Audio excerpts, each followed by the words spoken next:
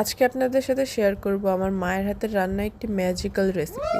এর জন্য প্রথমে আপনার বেগুন কাটতে হবে। তাই মা আমাকে দেখিয়ে দিচ্ছিল এই রেসিপির জন্য এভাবে বেগুন কাটতে হয়। আমিও মাকে একটু হেল্প করছিলাম এই রেসিপিতে। ফাইনালি আমি এভাবে বেগুন কেটেছি। তো ইউ ক্যান সি যে আমার বেগুন কাটা আসলে হয়েছে কিনা, আর না হলেও কিছু করার না, এখন এটা রান্না হয়ে গেছে। তো যাই হোক, এভাবে আমরা বেগুন কাটা শেষ করে বেগুনগুলোকে পানিতে ভিজিয়ে রেখেছিলাম রান্না করার আগ পর্যন্ত। সো এক সাইডে বেগুনগুলো পানিতে রয়েছে, আর অন্যদিকে দেখতে পাচ্ছেন মা এখানে একটা ম্যাজিক্যাল জিনিস সিদ্ধ করছে। এটা কি আপনারা দেখে কি কেউ বুঝতে পেরেছে? যারা বুঝতে পেরেছেন কি রান্না হচ্ছে তারা নিশ্চয়ই রান্না জানেন, আর যারা আমার মতো তারা আমার সাথেই থাকুন পুরো রান্নাটা দেখতে। তো এক সাইডে ম্যাজিক্যাল জিনিসটা সিদ্ধ হচ্ছে, ও অন্যদিকে চুলার মধ্যে তেল দিয়ে তার মধ্যে একটু রসুন দিয়ে একটু নাড়াচাড়া করার পর একটু পেঁয়াজ, পরিমাণ মতো মরিচ, যে যতটুকু ঝাল খায় সেই পরিমাণ মরিচ দিয়ে তারপর এটাকে নাড়াচাড়া করছে কিছুক্ষণ।